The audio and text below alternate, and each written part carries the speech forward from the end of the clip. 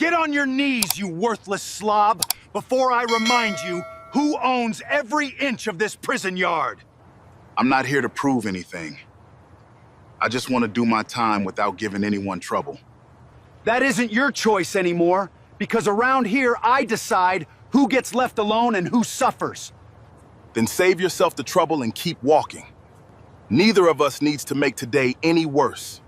Everybody's watching now, and if you don't hit the ground first, I'll make sure you never forget me.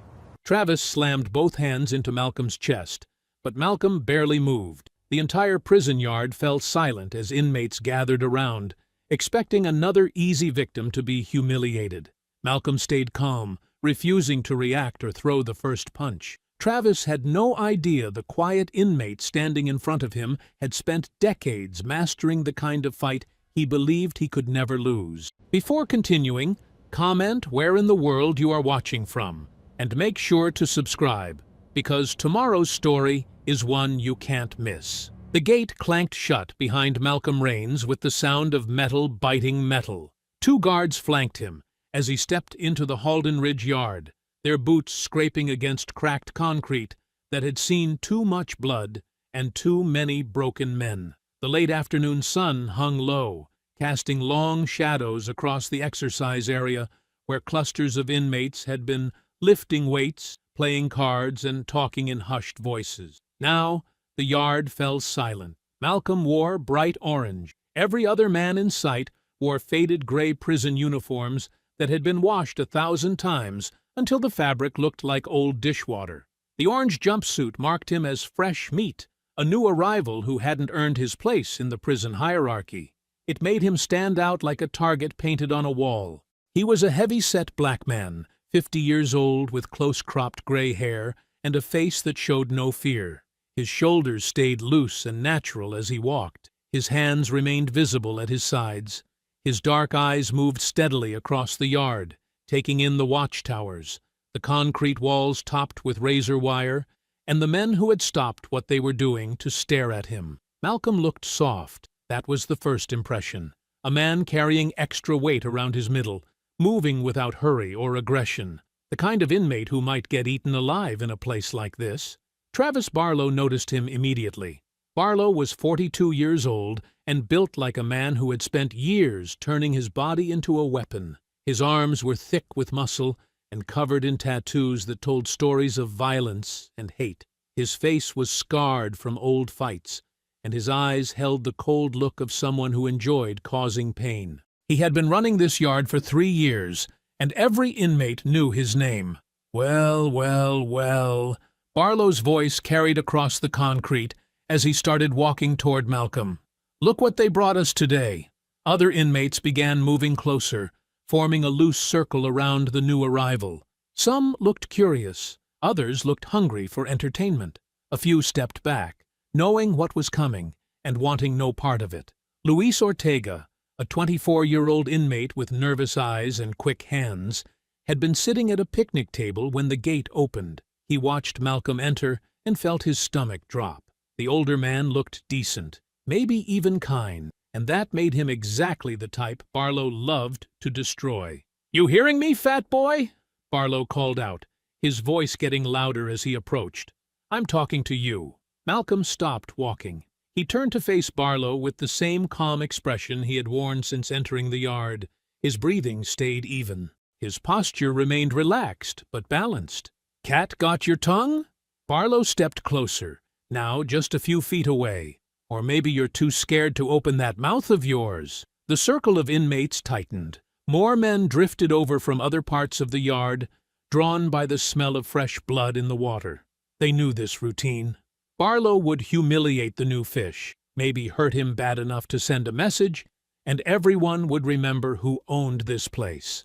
Luis slid closer to the edge of the crowd. "Don't answer him," he whispered, just loud enough for Malcolm to hear. "He hurts men for sport. Just keep quiet and maybe he'll get bored." But Malcolm didn't look like a man who got bullied into silence. Captain Elias Pike stood near the chain-link fence that separated the yard from the administrative building. He was 48 years old, with thinning hair and cold blue eyes that missed nothing. Pike had been watching the scene unfold with the detached interest of someone observing lab rats in a maze. He made no move to intervene. His hands stayed folded behind his back, as if this was all perfectly normal. "You think you're better than us?" Barlow's voice rose to a shout. "Walking in here like you own the place? Like you're some kind of tough guy?" Malcolm said nothing. His eyes stayed on Barlow's face, not challenging but not backing down either.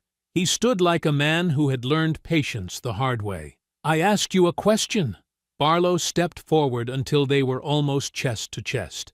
"You answer me when I'm talking to you, old man." The yard held its breath. Even the guards in the watchtowers had turned to watch. Barlow shoved Malcolm's chest hard, putting his full weight behind it. The push was strong enough to rock Malcolm back on his heels, but the older man only planted his feet wider and absorbed the impact. He didn't stumble. He didn't raise his hands. He just stood there, solid as a tree. "That's right," Barlow smiled, showing yellow teeth. "You belong to me now." He raised his fist as the inmates pressed closer, tightening the circle around them both. Barlow's fist came fast and hard, aimed straight at Malcolm's nose. The punch carried all the rage and muscle of a man who had never learned to lose. The circle of inmates leaned forward, expecting to see blood spray across the concrete. Malcolm shifted his weight to his right foot and slipped half a step to the side. The movement was so small, so smooth, that some of the watching men almost missed it. Barlow's fist whistled through empty air, where Malcolm's face had been a heartbeat before. As Barlow's arm shot past him, Malcolm reached out with his left hand and guided the punch further along its path, using Barlow's own momentum against him. At the same time, Malcolm's right hand formed a precise blade and snapped forward into Barlow's ribs with surgical accuracy. The strike landed just below the bigger man's armpit, finding the exact spot where bone met muscle. The sound was sharp and clean, like a stick breaking. Barlow's eyes went wide. He stumbled forward 3 steps, his breathing suddenly ragged. The punch that was supposed to break Malcolm's nose had become nothing but wasted motion and embarrassment. "What was that?" Barlow gasped, pressing his hand to his side. Pain shot through his ribs like lightning. He had never felt anything like it. The yard was dead quiet. Even the pigeons had stopped moving along the fence line. Luis stood frozen at the edge of the circle, his mouth hanging open. The fat man had barely moved, but Barlow was hurt. Actually hurt. The most feared inmate in Halden Ridge was holding his ribs and trying to catch his breath like he had been hit by a truck. "You'll pay for that." Barlow's face twisted with fury and humiliation. He could feel every eye in the yard watching him. His reputation, built on years of violence and fear, was cracking right in front of everyone. He charged forward like a bull, reaching with both hands to grab Malcolm's throat. This time, he would squeeze until the old man's face turned blue. This time, there would be no tricks. Malcolm watched Barlow come at him with the same calm expression he had worn since entering the yard. As Barlow's hands reached for his neck, Malcolm stepped back with his left foot and pivoted on his right, turning his body at a 45-degree angle. The movement was fluid and practiced, like he had done it 10,000 times before. Barlow's momentum carried him forward into empty space. Malcolm reached across his own body, caught Barlow's wrist with both hands, and used the bigger man's charging weight to guide him down and forward. There was no anger in the technique, no wasted effort, just physics and perfect timing. Barlow hit the gravel hard, landing on his shoulder and rolling onto his back. His legs kicked up dust as he tried to get his bearings. The man who had controlled the yard through fear and violence was flat on his back, staring up at the sky while a heavy-set inmate in orange stood over him without even breathing hard. The silence stretched on. Nobody moved. Nobody spoke. The watchtower guards stared down at the scene like they were witnessing something impossible. Barlow rolled onto his side, gasping. His face burned with embarrassment more than pain. Every inmate in the yard had just watched him get dropped by a man who looked like somebody's grandfather. The worst part was how easy Malcolm had made it look, like Barlow was nothing more than an angry child throwing a tantrum. Luis felt his knees go weak. The quiet man in orange had moved like water, like someone who had spent decades learning how to make violence look effortless. This was not luck. This was not desperation. This was skill so deep it looked like magic to men who only knew how to fight with rage and muscle. Captain Pike had been watching from the fence line, his arms folded across his chest. For 3 minutes, he had made no move to intervene. He had let Barlow start the confrontation, let it build, let it explode into something the whole yard could see. Only now, with Barlow on the ground and his authority shattered, did Pike finally walk forward. His boots crunched across the gravel as he approached the circle of inmates. Men stepped aside to let him through, their faces still stunned by what they had witnessed. "Break it up," Pike called out, his voice carrying the lazy authority of a man who enjoyed watching chaos before restoring order. "Show's over." He looked down at Barlow, who was still trying to get back on his feet. Then his cold blue eyes shifted to Malcolm, who stood exactly where he had been when the fight ended. Patient, calm, waiting. "Cuff him," Pike told the guards who had followed him into the crowd. Luis felt his heart sink. Him? But Barlow started it. Everyone saw starting violence on his first day, Pike continued, ignoring Luis completely. His eyes never left Malcolm's face. "Can't have that kind of behavior in my prison." 2 guards stepped forward with handcuffs. Malcolm looked at Pike for a long moment, understanding exactly what was happening. The system was rigged. Justice was not part of the game. He had defended himself against a bully, and now he would be punished for it, while Barlow walked free. Malcolm held out his hands, wrists together, and let them cuff him without resistance. The concrete walls of the intake corridor felt like they were closing in as the guards marched Malcolm away from the yard. His orange jumpsuit stood out against the gray paint like a target, and the sound of his shackled feet echoed off the narrow walls. Behind him, through the reinforced glass windows, he could see Barlow's crew helping their leader to his feet. Captain Pike walked alongside the guards, his boots hitting the floor with sharp, deliberate strikes. His jaw was tight, and his pale eyes burned with something that went beyond anger. This was personal now. In 3 minutes, Malcolm had made Pike's most useful enforcer look weak in front of 200 inmates. "Stop here," Pike ordered, when they reached a section of corridor lined with holding cells. The guards shoved Malcolm against the concrete wall, pressing his face into the cold surface. Pike stepped close, so close that Malcolm could smell the coffee on his breath and the starch in his uniform. "Where did you learn to fight like that?" Pike's voice was low and dangerous. Malcolm kept his eyes forward, staring at the gray paint inches from his nose. "I taught karate for 30 years before I came here." "Karate?" Pike said the word like it tasted bitter. "Some kind of martial arts master, is that what you think you are?" "I taught kids in my community," Malcolm replied quietly. "Help them stay out of trouble." Pike pressed closer, his forearm against Malcolm's shoulder blade. "Well, you're in trouble now, old man. You just made yourself the biggest threat in my prison. Can't have someone like you walking around, giving the other inmates ideas about fighting back." Malcolm felt the pressure against his back increase, but he did not resist. He had learned long ago that there were battles worth fighting, and battles that only made things worse. Right now, Pike held all the cards. "Solitary confinement," Pike announced to the guards. "Indefinite, for everyone's safety." "Sir," one of the younger guards began. He was defending himself. Barlow attacked first. Pike's head snapped toward the guard like a whip. "Did I ask for your opinion, Martinez? The report will show that inmate Raines engaged in violent conduct on his first day. That makes him a danger to staff and other prisoners." The guard's mouth closed. He looked at Malcolm with something that might have been sympathy, but he did not speak again. "Move him," Pike ordered. As they led Malcolm deeper into the corridor, Captain Pike turned and walked toward the medical wing. Through the reinforced glass door, he could see Nurse Denise Carter examining Barlow's ribs while the big man laughed with his crew. "Just some bruising," Denise was saying, her voice professional but cold. "Nothing serious." Barlow grinned, showing his yellowed teeth. "That old man got lucky. Caught me off guard, that's all." His crew nodded and made agreeing sounds, but Denise could see the truth in their eyes. They had watched their leader get dropped twice by a man who barely looked like he was trying. Luck had nothing to do with it. "Ice for the bruising," Denise continued, handing Barlow a cold pack. "You'll be fine in a day or two."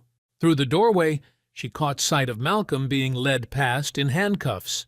His wrists were already turning purple where the metal had cut into his skin during the fight. She had seen this pattern before.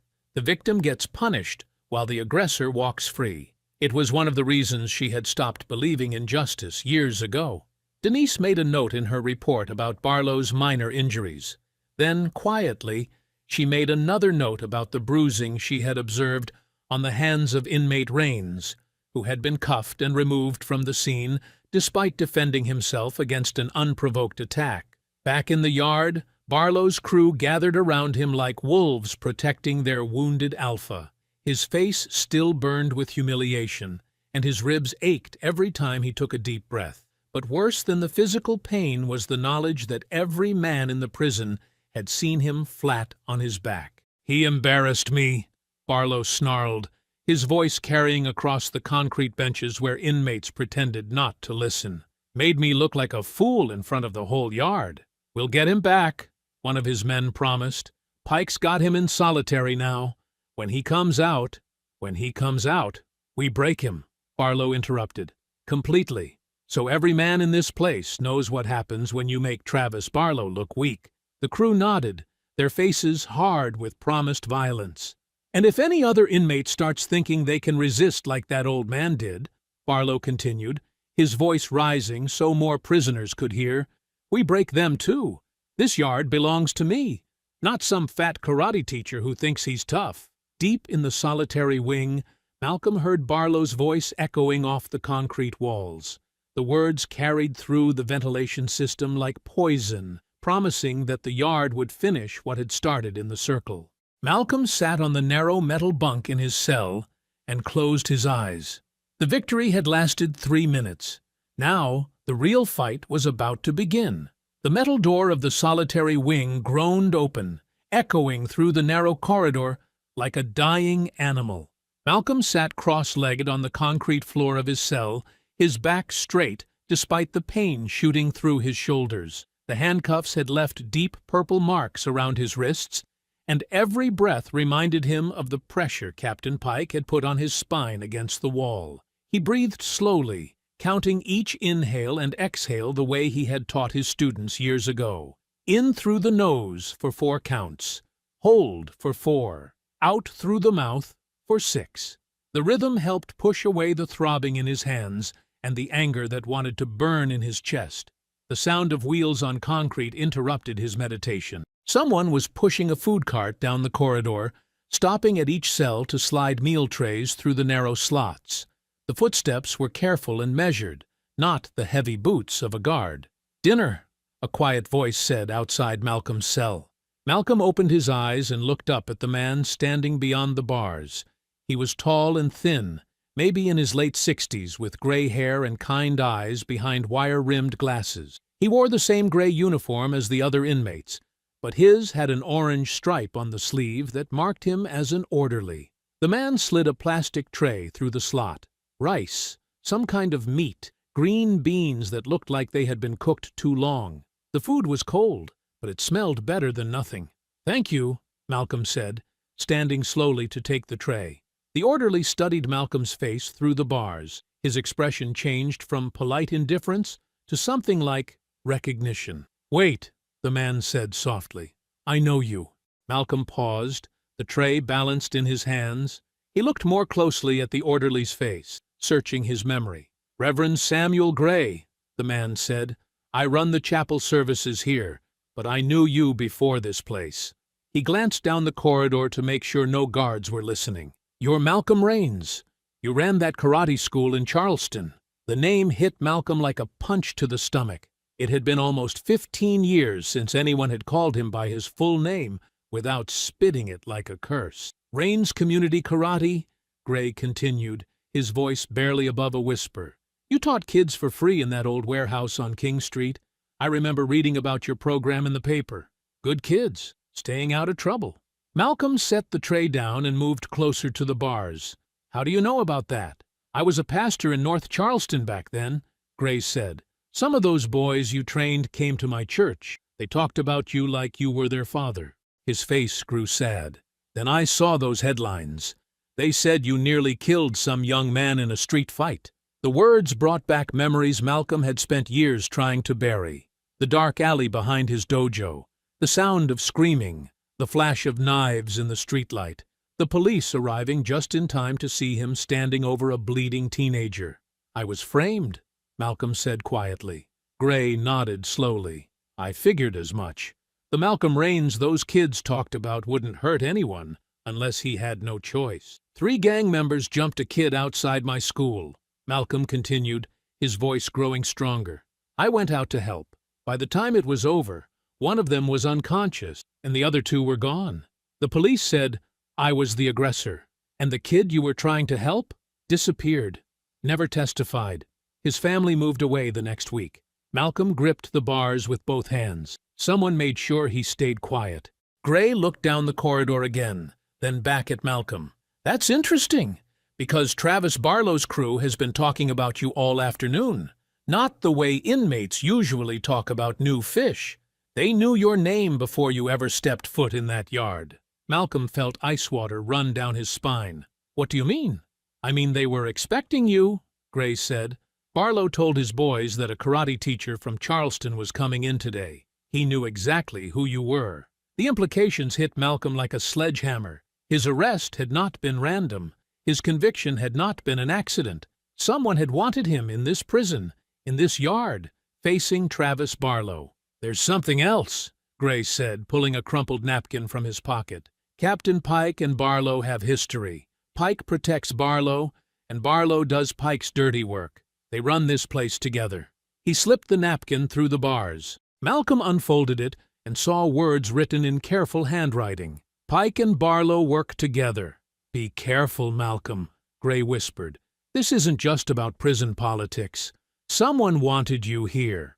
The Reverend pushed his cart to the next cell, leaving Malcolm alone with questions that multiplied like cancer in his mind. Who had framed him? Why did Barlow know his name? What connection existed between his past and this place? The lights in the corridor suddenly went dark. It was barely 8 o'clock, too early for lights out, but the solitary wing operated by different rules. In the blackness, Malcolm heard footsteps approaching his cell, slow, deliberate steps, accompanied by a metallic scraping sound. Someone was dragging a baton along the bars outside his cell. The metallic scraping grew louder as the footsteps stopped directly outside Malcolm's cell. The darkness seemed to press against him like a living thing, thick and suffocating in the narrow space. "Stand up, inmate!" The voice cut through the blackness like a blade. Cold, official, dangerous. Malcolm recognized Captain Pike's voice immediately. He remained seated against the concrete wall, his breathing steady and controlled. The karate training that had saved his life in the yard now helped him stay calm in the face of whatever was coming.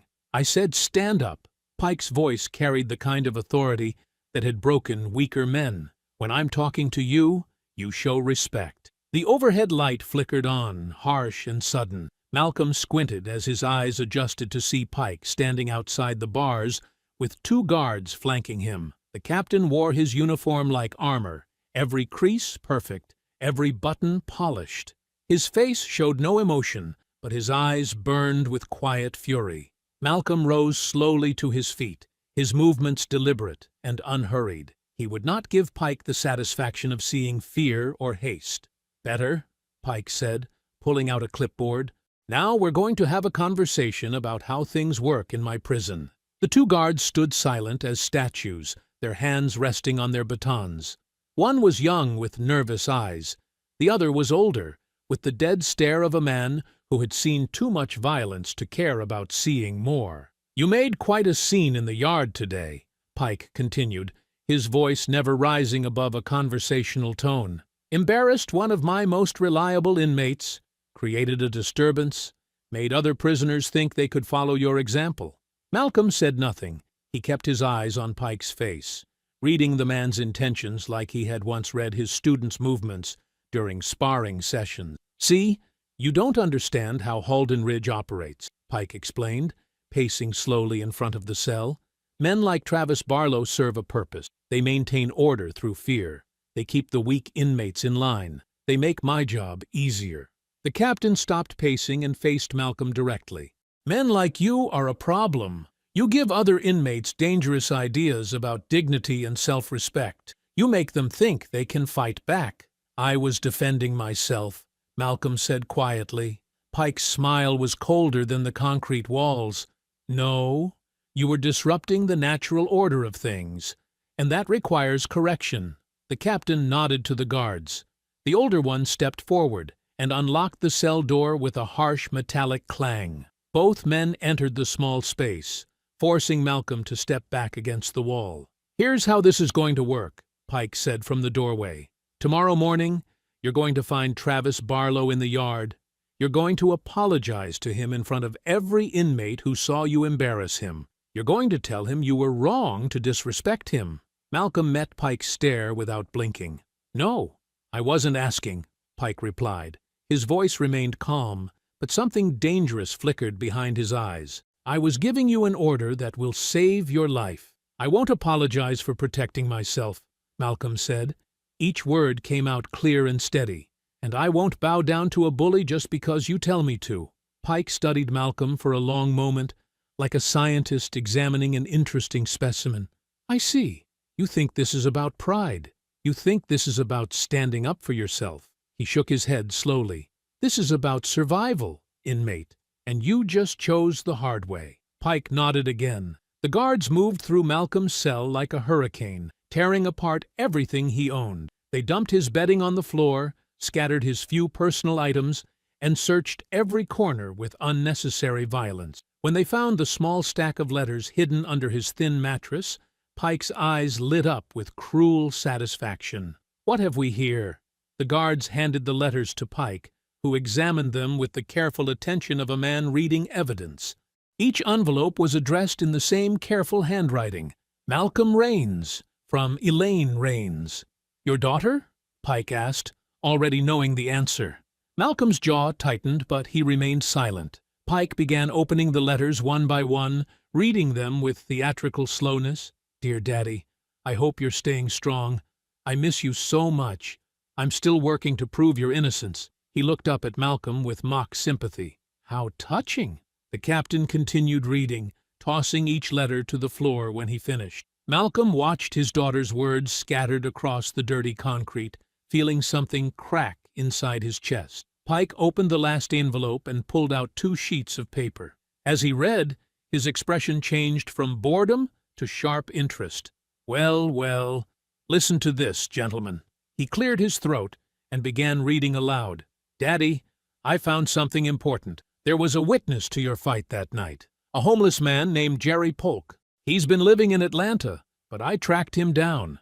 He remembers everything. He says you were protecting that kid, not attacking him. He's willing to testify. The silence in the cell became deadly. Pike folded the letter carefully and slipped it into his uniform pocket. Malcolm felt rage building in his chest like lava preparing to erupt. For the first time since entering Halden Ridge, his calm mask began to crack. His hands slowly clenched into fists.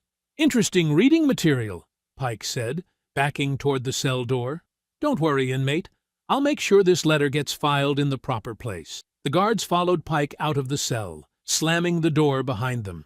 The lock clicked into place with a sound like a death sentence. Pike paused at the bars one final time. You have 24 hours to reconsider my offer. Apologize to Barlow publicly, or things get much worse for you, and for your daughter's little investigation. The captain and his guards walked away, their footsteps echoing down the corridor until silence returned. Malcolm stood alone in the destroyed cell, surrounded by his daughter's torn letters. For the first time since arriving at Halden Ridge, his eyes burned with pure, undiluted fury. The heavy steel door of solitary confinement swung open with a grinding screech that echoed through the corridor like a wounded animal. Malcolm stepped out into the harsh fluorescent light, squinting as his eyes adjusted after hours in complete darkness. The orange jumpsuit clung to his body, still marking him as different from every other inmate in the block. 2 guards flanked him as they walked down the long hallway. Their boots clicked against polished concrete in perfect rhythm. Other inmates pressed against their cell bars to watch the procession, their faces showing a mixture of curiosity and fear. Word had already spread through the prison grapevine about what happened in the yard. "Remember what Captain Pike told you," the older guard muttered without looking at Malcolm. "You got 24 hours to make this right." Malcolm said nothing. His face remained calm, but his daughter's words burned in his memory like acid. The letter Pike had stolen contained the first real hope he'd felt in months. Now that hope was locked away in some office, probably already destroyed. The cell block erupted with whispers as Malcolm entered. Men in gray uniforms stopped their conversations and turned to stare. Some looked impressed, others looked terrified. A few looked hungry, like sharks sensing blood in the water. Malcolm's cell was on the second tier, accessible by narrow metal stairs that rang like bells under his feet.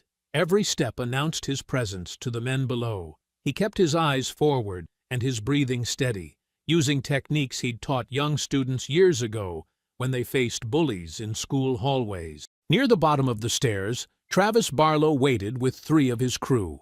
Barlow had positioned himself perfectly to block Malcolm's path, without technically breaking any rules. His massive frame cast a shadow across the concrete floor. The men with him were smaller but looked eager for violence, like dogs waiting for their master's command. But Barlow didn't attack. Instead, he grabbed a skinny inmate who was carrying a metal food tray. The man looked terrified, his thin arms shaking as Barlow's thick fingers dug into his shoulder. "Go on, Anthony," Barlow said loud enough for the entire block to hear. "Show the new guy how clumsy you are." Anthony Wells looked like he might faint. He was maybe 30 years old, with pale skin and nervous eyes that darted between Barlow and Malcolm like a trapped animal looking for escape. His hands trembled as he held the tray of lukewarm soup and stale bread. "I don't want to," Anthony whispered. Barlow's grip tightened until Anthony gasped in pain. "I wasn't asking what you wanted, you worthless piece of garbage. I was telling you what's going to happen."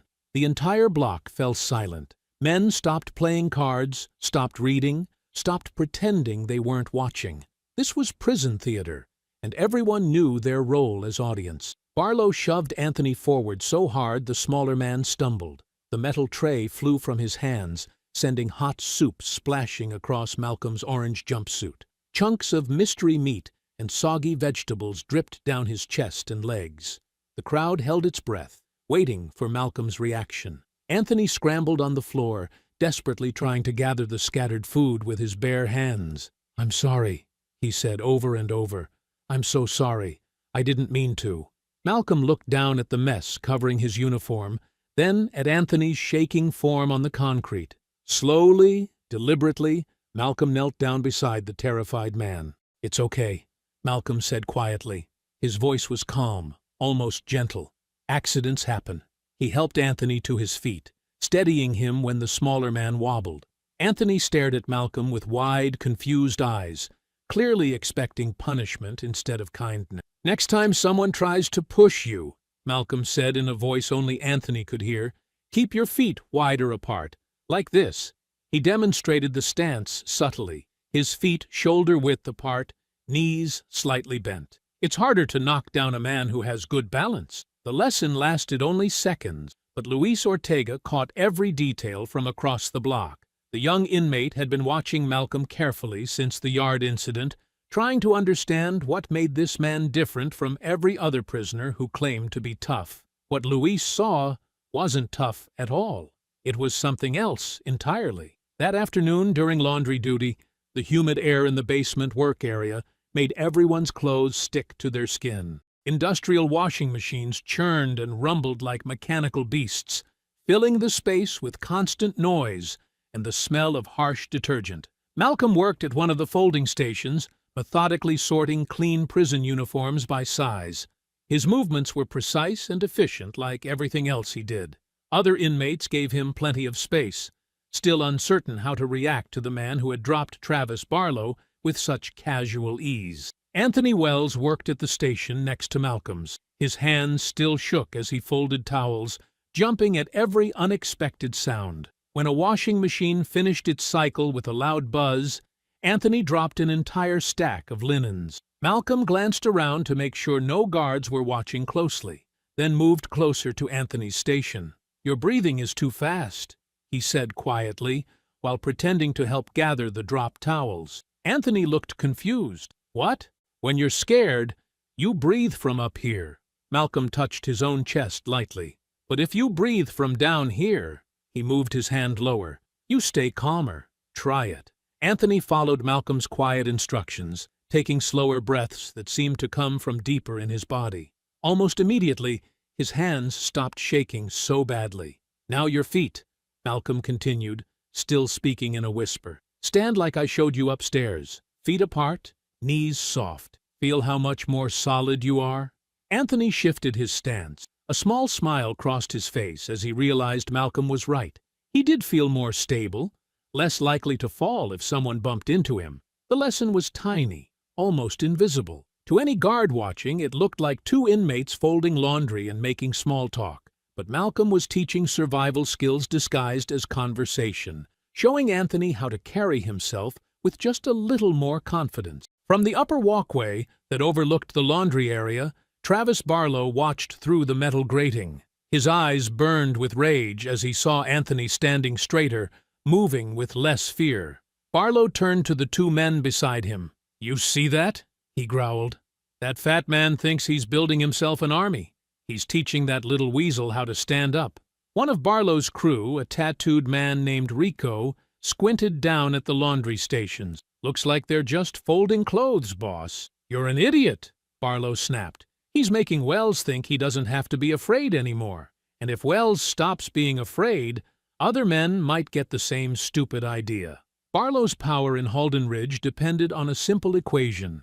Weak men stayed weak, and strong men stayed loyal to whoever protected them from the weak men's fate. Malcolm was threatening that balance by showing Anthony that weakness wasn't permanent. "What do we do about it?" Rico asked. "Oh," Barlow's smile was cold and calculating. He'd learned patience during his years inside.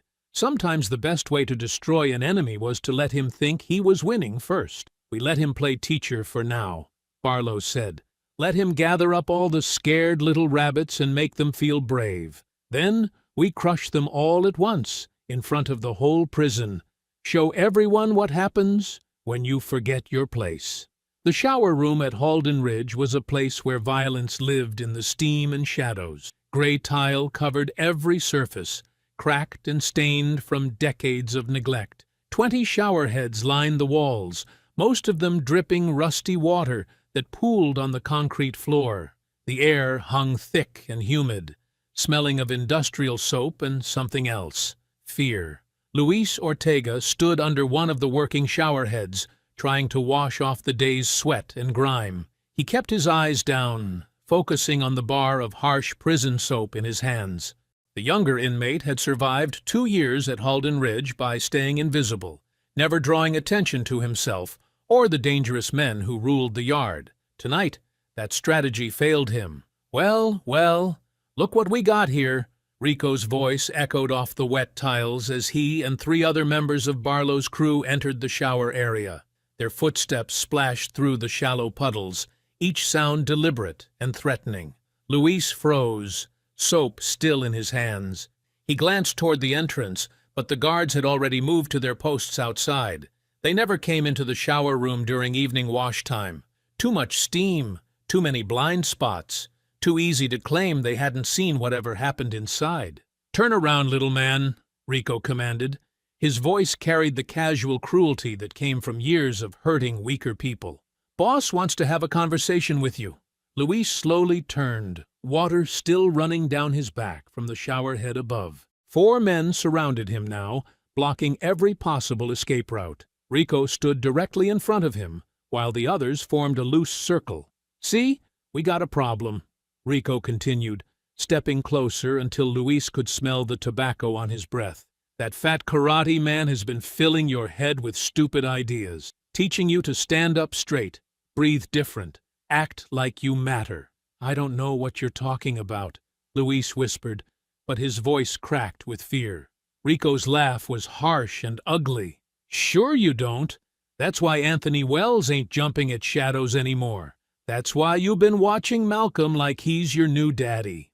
One of the other crew members, a pale man with gang tattoos covering his neck, moved closer from Luis's left side. Barlow wants to know everything the old man says, everything he teaches, every time he breathes funny. You're gonna be our eyes and ears, Rico said, grabbing Luis by the shoulders and slamming him back against the tile wall. The impact sent a shock of pain through the young man's body. You're gonna tell us when he plans his next little lesson. You're gonna report every word he says to those scared rabbits he's trying to turn into lions. Luis gasped as his back hit the cold, hard surface. I can't do that. He hasn't done anything wrong. Wrong? Rico's grip tightened, his fingers digging into Luis's skin. Boy, you don't get to decide what's wrong in here.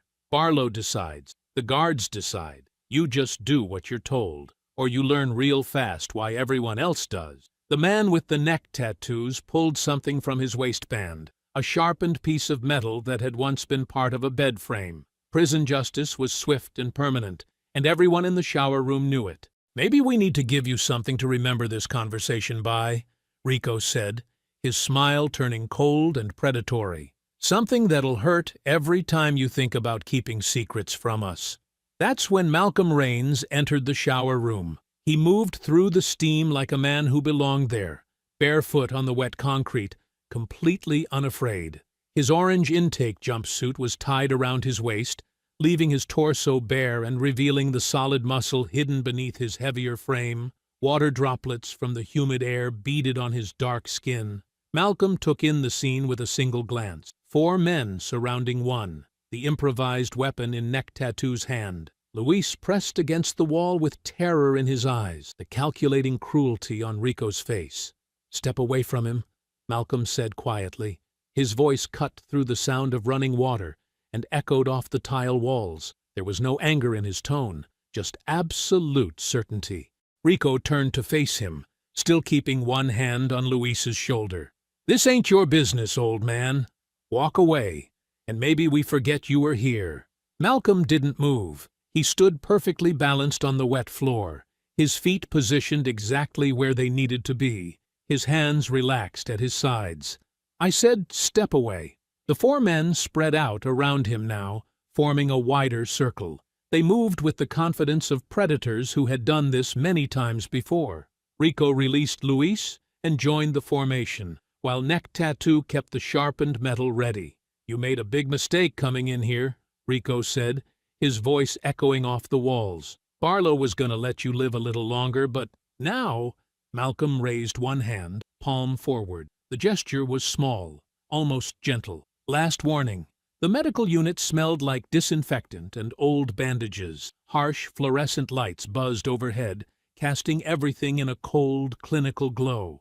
Malcolm sat on the examination table, his orange jumpsuit pulled down to his waist, revealing the purple bruises spreading across his left shoulder and down his ribs. Nurse Denise Carter moved around him with practiced efficiency, her gentle hands checking for deeper injuries. She was a woman in her mid-40s with graying hair pulled back in a tight bun and tired eyes that had seen too much violence get explained away as accidents. This is going to hurt, she warned quietly, pressing along his shoulder blade to check for fractures. Malcolm barely flinched. The pain from the shower room fight was nothing compared to the years of carrying the weight of a false conviction. 4 men had tried to break him with fists and feet and that sharpened piece of metal. They had learned the same lesson Travis Barlow had discovered in the yard. Underestimating Malcolm Rains was a dangerous mistake. Captain Pike is waiting outside, Denise said, her voice dropping to barely above a whisper. He wants to file his report about what happened. Malcolm's jaw tightened. Through the thin curtain that separated them from the hallway, he could see Pike's shadow pacing back and forth. The captain had arrived at the medical unit with his clipboard already filled out, his story already written.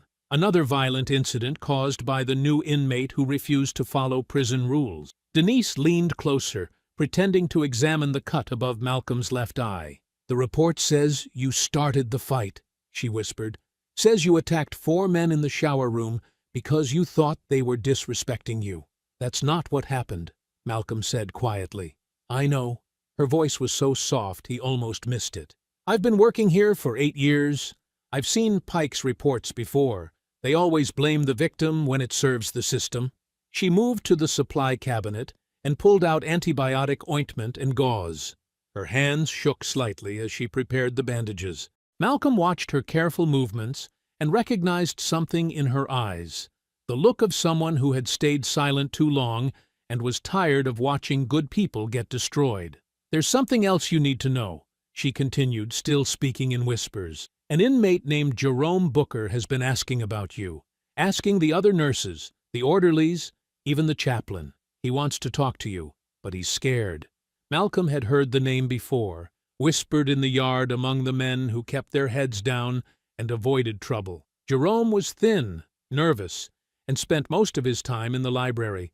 He never looked anyone directly in the eye. "Jerome worked for a private security company before he got locked up," Denise said, applying ointment to the cut with steady fingers. "Some outfit called Meridian Protection Services. He did background checks, surveillance work, witness interviews for lawyers and insurance companies." The name hit Malcolm like a physical blow. Meridian Protection Services. The same company that had provided the witnesses who testified against him 5 years ago. The same company whose employees had sworn they saw him assault a man he had actually been trying to protect. Denise saw his reaction and nodded grimly. "He has documents hidden in the prison library, payment records, fake witness statements, names of people who were paid to lie in court. He's been carrying this guilt for years, and seeing you here has torn him apart." Malcolm's mind raced. All this time he had thought his conviction was just bad luck. Wrong place, wrong time, wrong witnesses. But if Jerome had proof that Meridian Protection Services had deliberately framed him, then everything was connected. The corrupt system that had destroyed his life outside was the same system protecting Travis Barlow inside. "Barlow's crew is hunting Jerome," Denise continued. "They know he's been asking questions. Captain Pike has already signed the transfer papers to move Jerome to another facility in 48 hours. Once he's gone, that evidence disappears forever." She stepped back and began cleaning her hands at the small sink. "I can't do this alone, Malcolm. I'm just a nurse. They'll fire me, or worse, if they think I'm causing trouble. But I know people who might listen, good people who still believe in justice." Malcolm looked at her tired face and saw the same quiet courage he had been teaching Luis and Anthony Wells, the willingness to stand up even when you were scared. "Can you get word to Reverend Gray?" he asked. "And to Luis Ortega on C Block?" "I can try." The curtain rustled as Pike's impatience grew louder outside. His boots clicked against the floor as he paced, waiting to deliver his lies to whoever would write them down as official truth. Malcolm pulled his jumpsuit back up over his shoulders, wincing as the fabric touched his bruised ribs. "Tell them Jerome needs protection, and tell them the fight isn't just about the yard anymore." Denise nodded and gathered her supplies. She had done what she could. The rest was up to men who had already proven they wouldn't back down from bullies, even when the bullies wore badges and carried keys. 20 minutes later, Malcolm was being wheeled back to C Block on a transport gurney, his shoulder wrapped in white bandages and his mind focused on the 48 hours he had to save Jerome Booker's evidence. The hallway was dimmer now, lit only by the emergency lighting that stayed on through the night shift. Most inmates were locked down, but a few orderlies moved quietly through the corridors, finishing their evening duties. As Malcolm's gurney passed the library entrance, another inmate emerged from the shadows. Jerome Booker was exactly as Malcolm had imagined, thin, nervous, with eyes that darted constantly toward the guard stations. He looked like a man who had been carrying a terrible secret for too long. Jerome walked alongside the gurney for just a few steps, pretending to be heading toward the chapel. As they passed under a burned-out light fixture, he leaned down close to Malcolm's ear. "They paid me to lie about you," Jerome whispered, his voice cracking with years of suppressed guilt. Then he was gone, disappearing back into the shadows before the transport guard noticed anything unusual. The morning count echoed through C-block like thunder, guards shouting numbers while inmates stood at attention beside their bunks. Malcolm pressed his back against the cold concrete wall, feeling the fresh bandages pull tight across his shoulder. The pain reminded him of last night's whispered confession and the 48 hours that were already slipping away. Rains, work rotation. The guard's voice cut through the metallic clang of cell doors sliding open. Malcolm stepped into the hallway where Luis waited, his young face tense with the kind of worry that came from knowing too much. Reverend Gray emerged from his cell 3 doors down, moving with the careful dignity of a man who had learned to carry hope through the darkest places. They walked together through the main corridor, their footsteps joining the steady rhythm of inmates heading to their assigned jobs. Malcolm kept his voice low as they passed the guard stations. "Jerome has what we need," he told them, "but Barlow's people know he's been asking questions." Luis nodded, his hands clenched into fists at his sides. "I saw 2 of them watching the library entrance yesterday, acting like they were cleaning, but their eyes never left the door." Reverend Gray's weathered face remained calm, but Malcolm caught the flash of steel in his eyes. The boy's been carrying this burden too long. Time to set it down before it kills him. The library sat at the end of a long hallway, its heavy wooden door marked with faded signs about quiet hours and book return policies. The room beyond was cramped and poorly lit, with metal shelves packed tight together and fluorescent bulbs that flickered constantly. Most inmates avoided the place, preferring the yard or the television room to the musty silence between the stacks.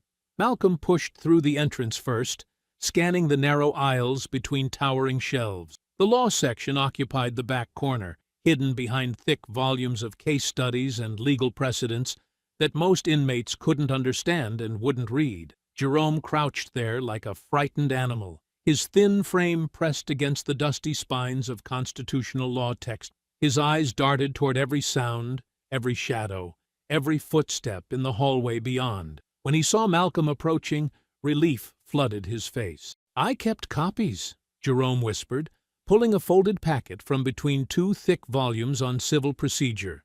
"Payment records, witness statements, everything they made me forge. Your dojo was sitting on prime real estate, and they needed you gone."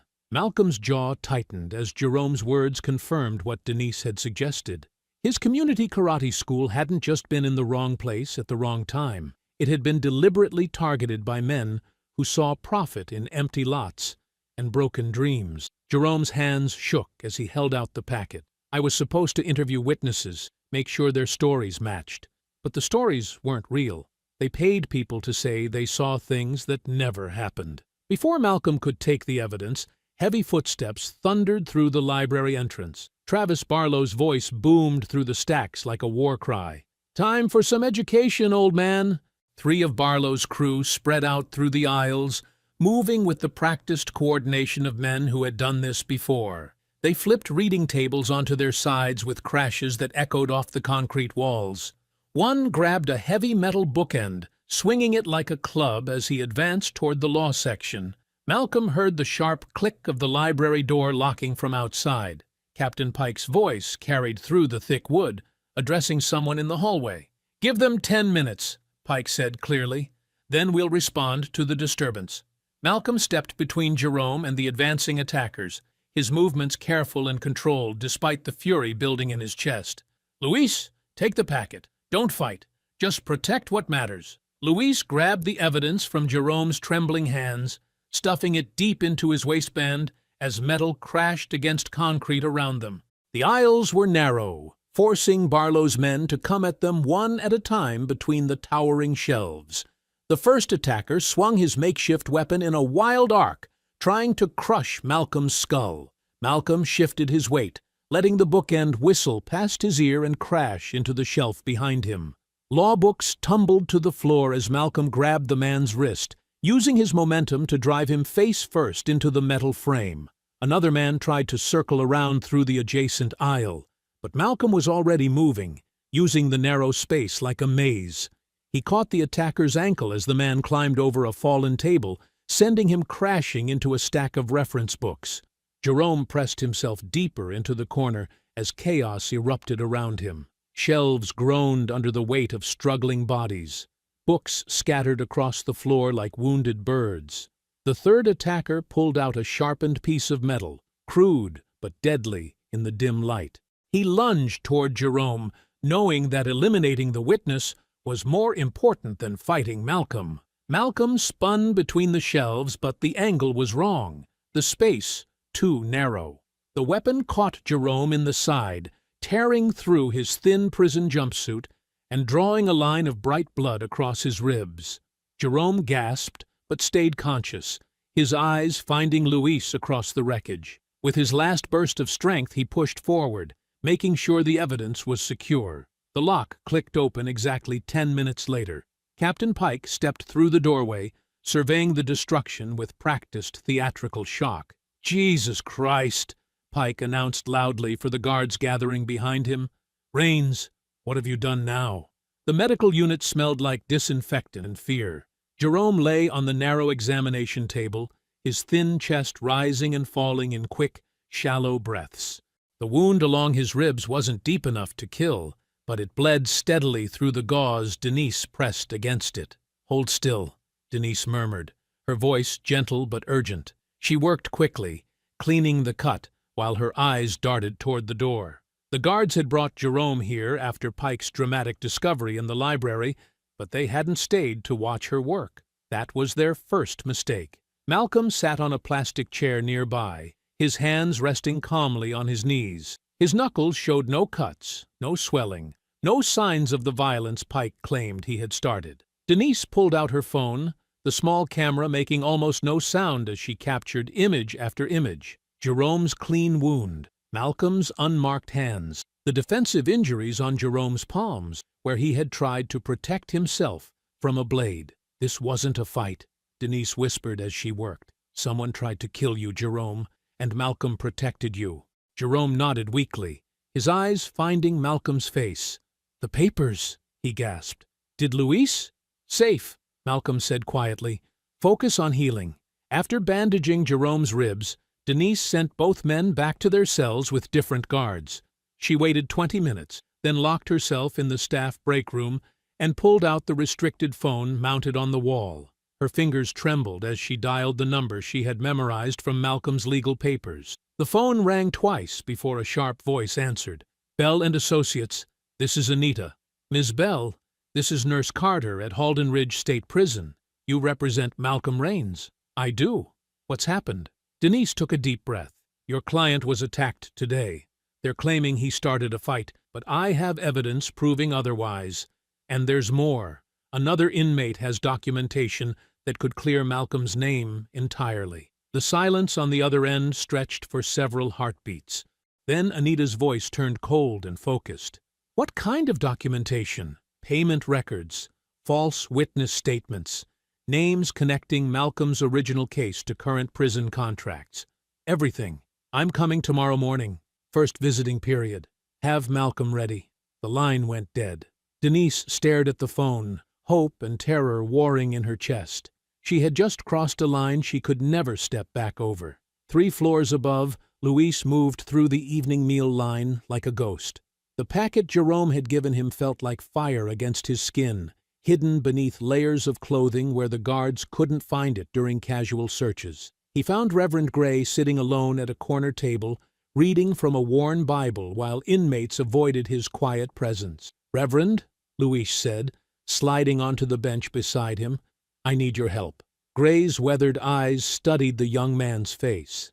"What kind of help, son?" Luis glanced around the dining hall, then leaned closer. Under the table, his hands moved quickly, transferring the folded packet to Gray's waiting fingers. The old preacher palmed the papers without looking down, his expression never changing.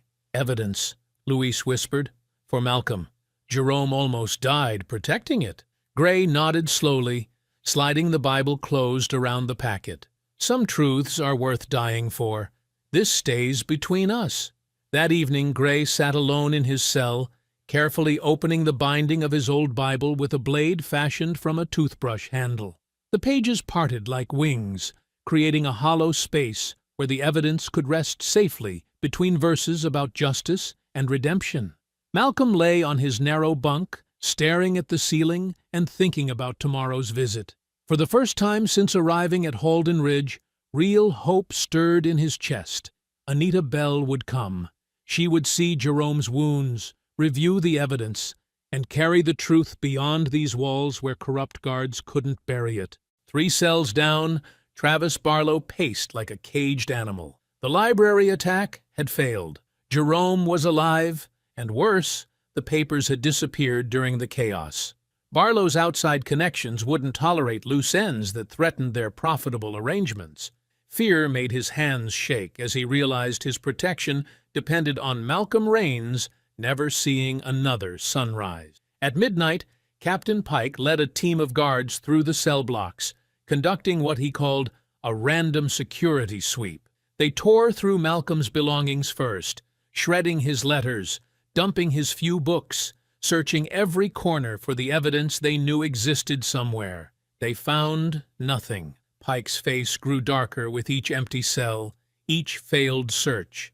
His men ransacked Jerome's space, then Luis's, then moved systematically through anyone who had spoken to Malcolm in recent days. The evidence had vanished like smoke. "Lockdown?" Pike snarled into his radio. "Effective immediately. No movement, no visits, no exceptions." At dawn, Malcolm woke to the sound of boots marching down the corridor. 6 guards stopped outside his cell, their faces hidden behind riot helmets.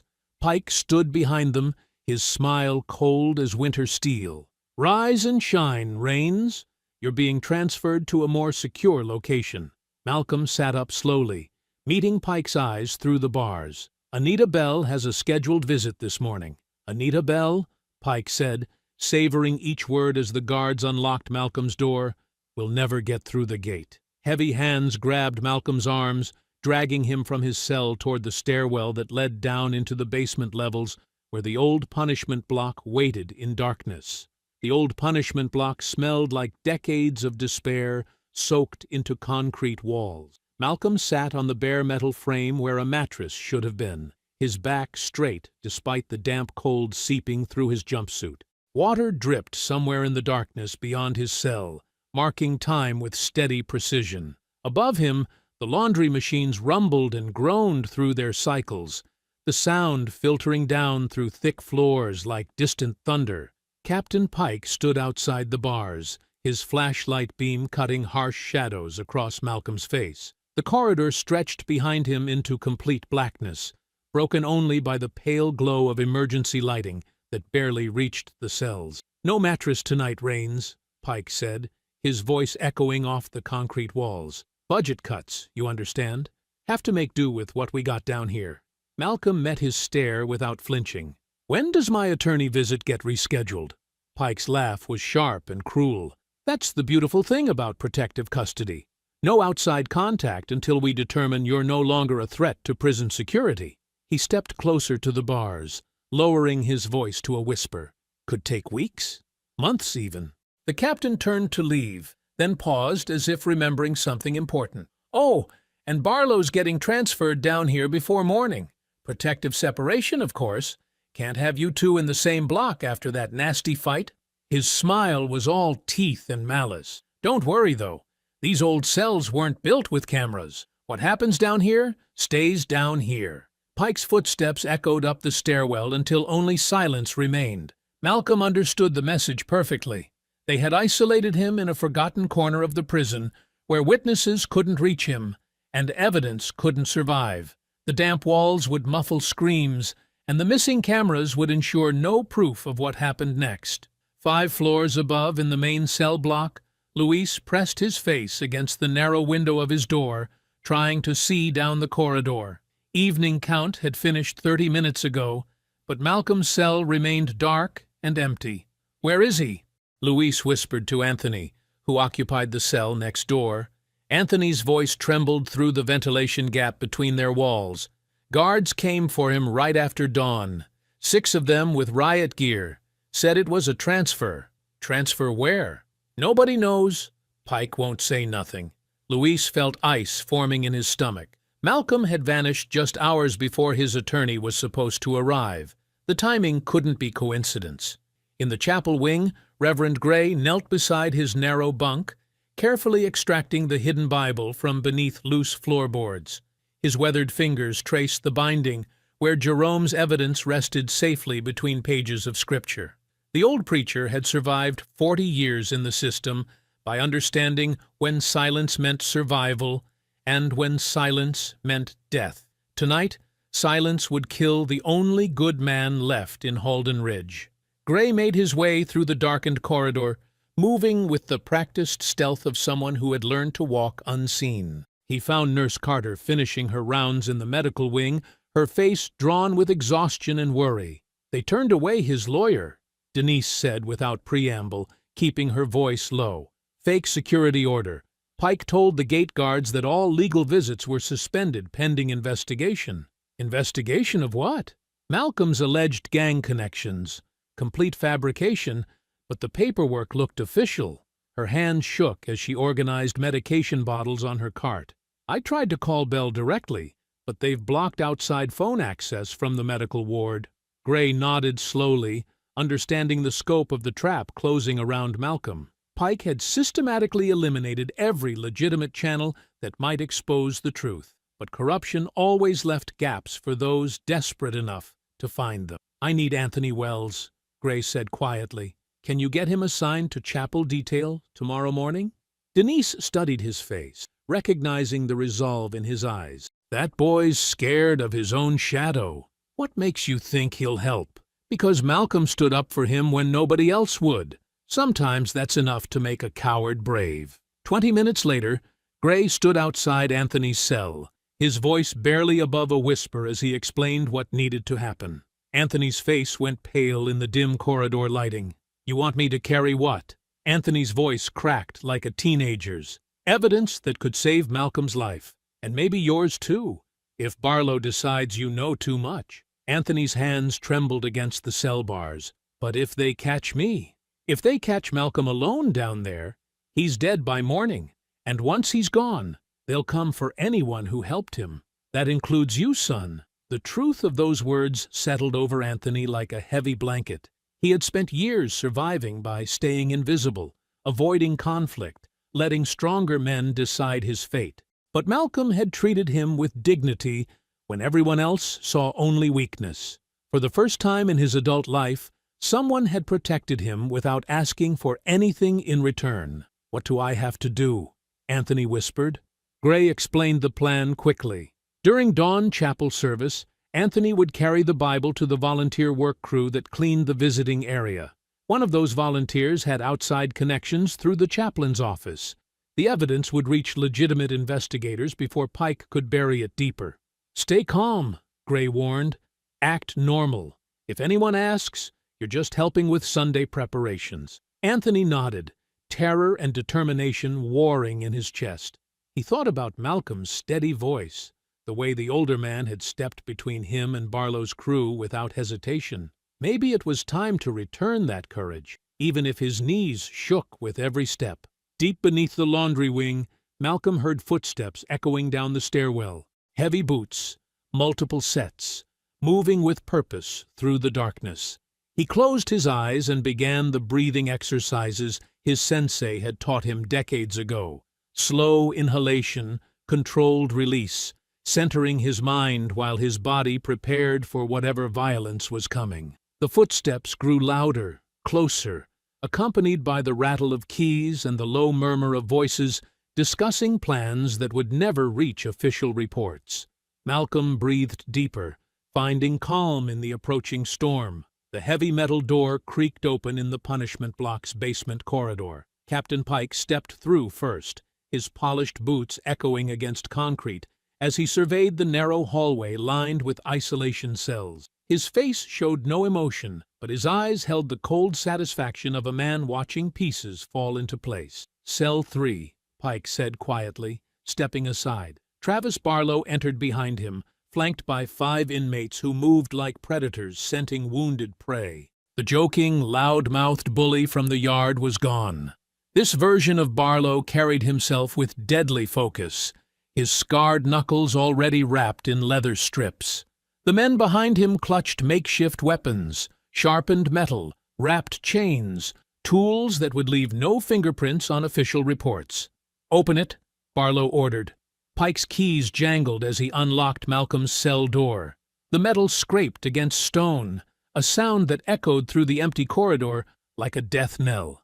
Malcolm emerged slowly, his movements controlled despite the stiffness from hours on the concrete floor. "Should have stayed down in the yard," Barlow said, his voice stripped of all pretense.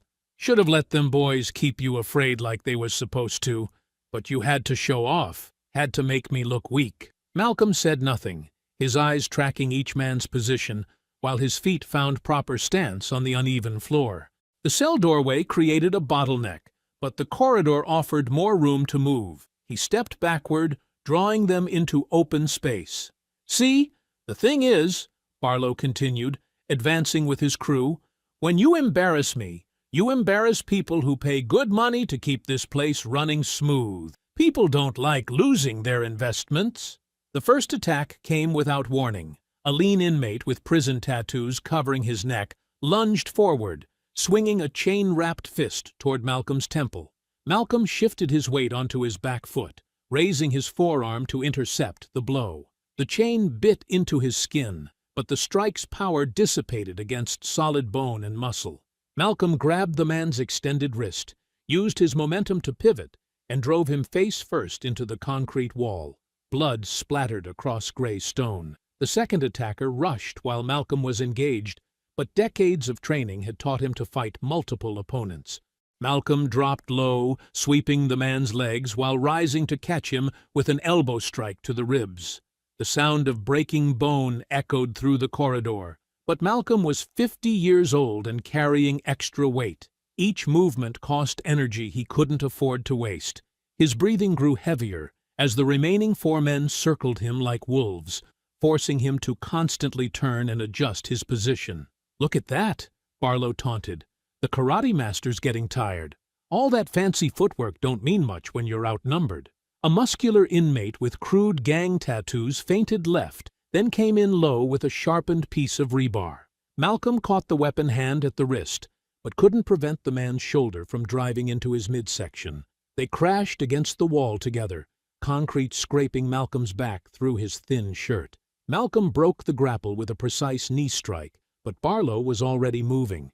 The yard boss's fist connected solidly with Malcolm's ribs, driving air from his lungs with brutal efficiency. Pain flared across his side as damaged cartilage protested the impact. Another attacker slashed with a piece of broken glass, opening a gash across Malcolm's left shoulder.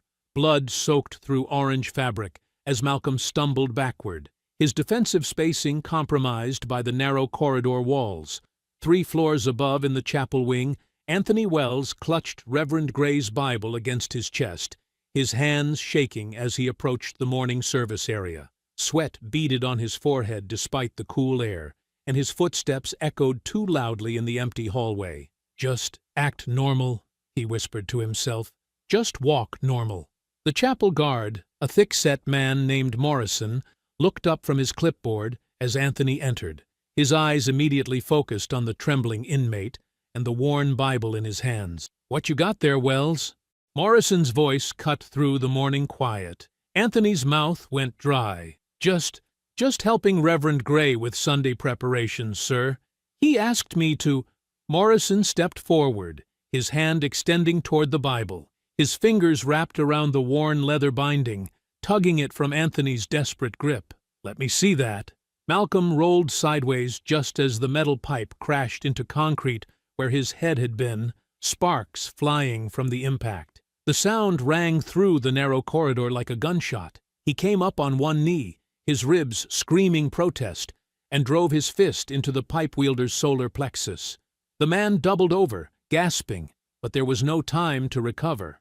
Barlow's remaining crew pressed their advantage, forcing Malcolm backward toward the corridor's end. His shoulders hit the heavy metal door that led to the old laundry room. Behind him, Rusted hinges groaned as the door gave way under his weight. Malcolm stumbled through the opening into a space that hadn't been used for regular prison operations in years. Ancient washing machines lined the walls like metal tombstones, their surfaces thick with dust and rust.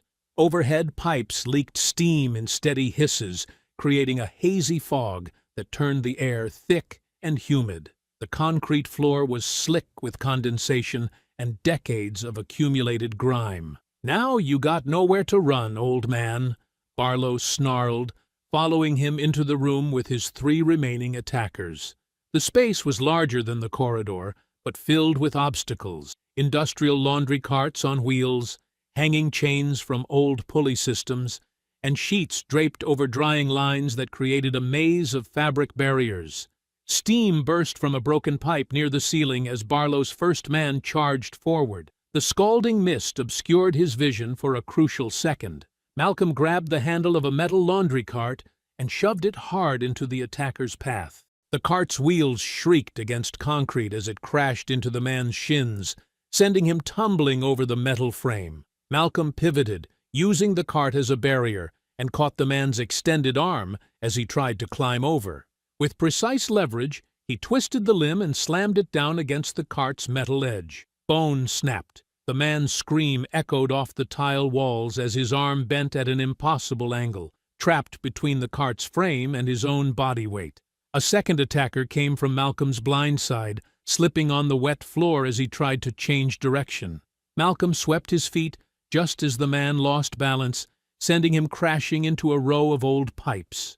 Water sprayed everywhere, adding to the chaos of steam and mist that filled the room. The third man grabbed a hanging sheet and tried to use it as a net, swinging it toward Malcolm's head to blind him. Malcolm caught the fabric with both hands, yanked hard, and pulled the attacker forward into a perfectly timed knee strike. But instead of releasing the sheet, Malcolm twisted it around the man's wrists and used his momentum to spin him into a support beam. The impact left him dazed and tangled in wet fabric.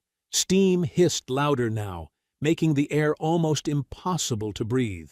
Sweat poured down Malcolm's face, mixing with blood from his shoulder wound. His chest rose and fell heavily as he backed toward the center of the room, putting distance between himself and the scattered attackers. "You think you're clever?" Barlow's voice cut through the fog. He moved slowly now, deliberately, a sharpened piece of rebar in his right hand. "All this dancing around ain't gonna save you. I got all day." Through the doorway, Captain Pike watched with barely contained fury. His jaw worked silently as he took in the scene. 3 of his hand-picked inmates down, Malcolm still standing, and his carefully planned execution falling apart in a cloud of steam and chaos. Pike's radio crackled to life. Even through the static, the voice was urgent and clear. "Captain Pike to the chapel immediately. Security breach. Inmate disturbance. All units respond." 4 floors above, Anthony Wells broke free from Guard Morrison's grip and ran into the main chapel area, his voice cracking as he shouted, "Nurse Carter! Nurse Carter!"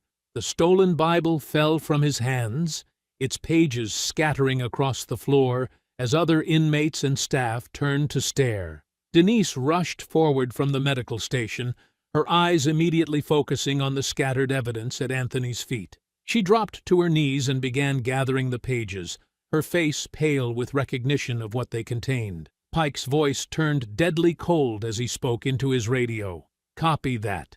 He looked at Barlow through the steam. "End this. Now." Malcolm backed against a wall of rusted pipes, his chest heaving as blood seeped through his torn shirt. The steam made everything look like a nightmare. Barlow circled him slowly, the sharpened rebar gleaming in his hand. 2 men flanked the bully, the ones still able to stand after the chaos. "Tired yet, old man?" Barlow sneered, wiping sweat from his forehead. "You've been dancing around this room like some kind of circus act, but the show's over." Malcolm's shoulder throbbed where the earlier cut had reopened. His legs felt heavy. His breathing came in short bursts. Every instinct told him to keep moving, keep dodging, keep looking for an escape that didn't exist. Then something shifted inside him. The room went quiet around Malcolm, even with the hiss of steam and drip of water. His heartbeat slowed, his breathing deepened. Years of training took over. Not the frantic survival he'd been using, but the centered discipline he'd spent decades perfecting.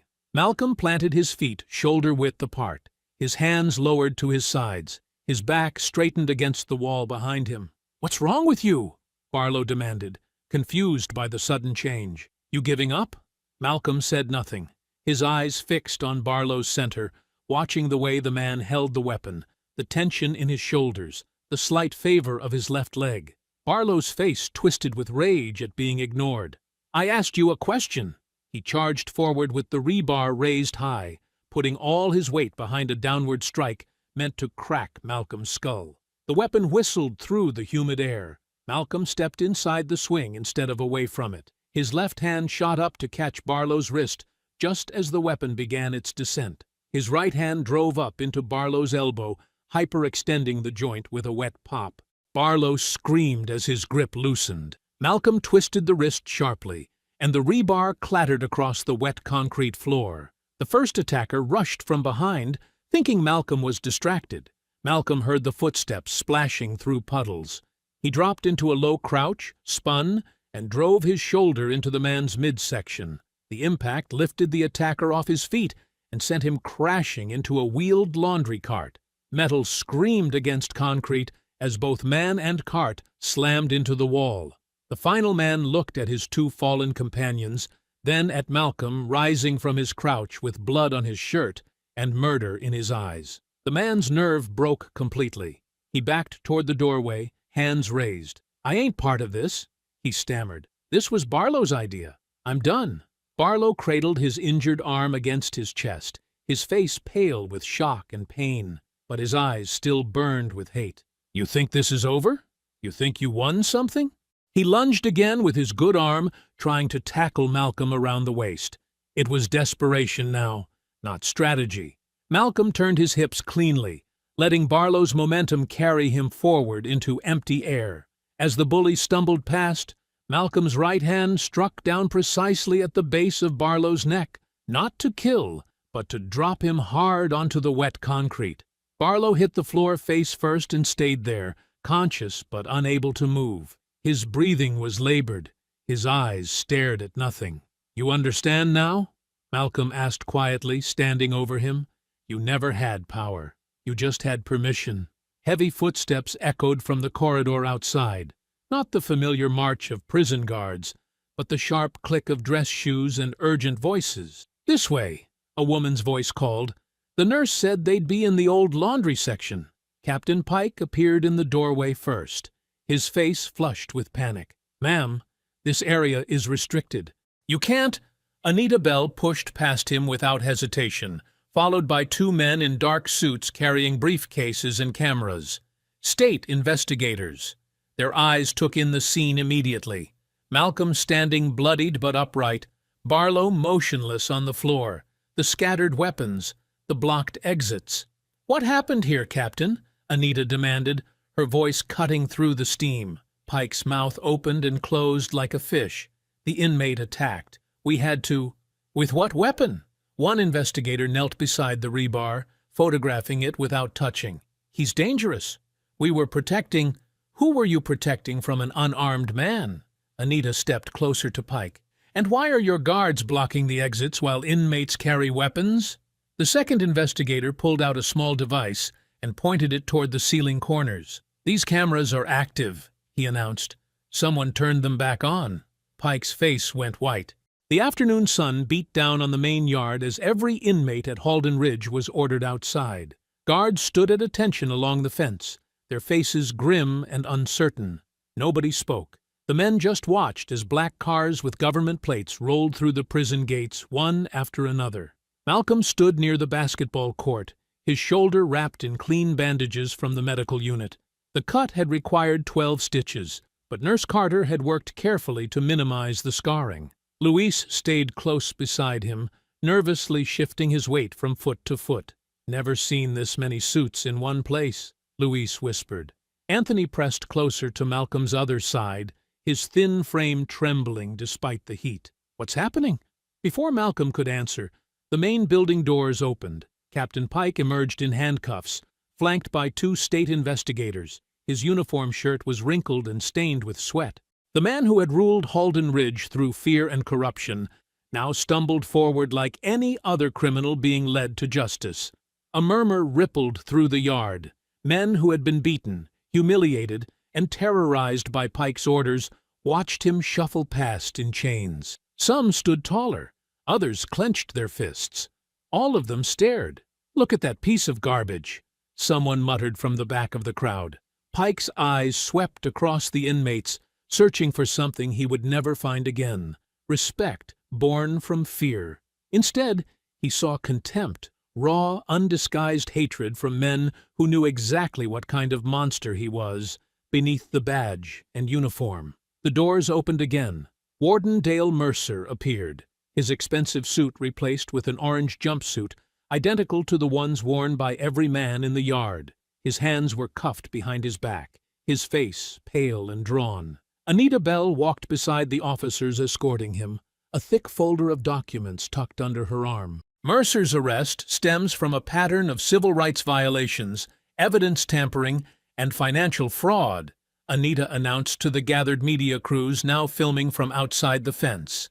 State investigators have uncovered systematic corruption linking the warden to blocked legal visits, falsified discipline reports, and payments from outside criminal organizations. Mercer's legs nearly gave out when he saw the cameras. The man who had hidden behind institutional power and political connections was now being displayed like any other criminal.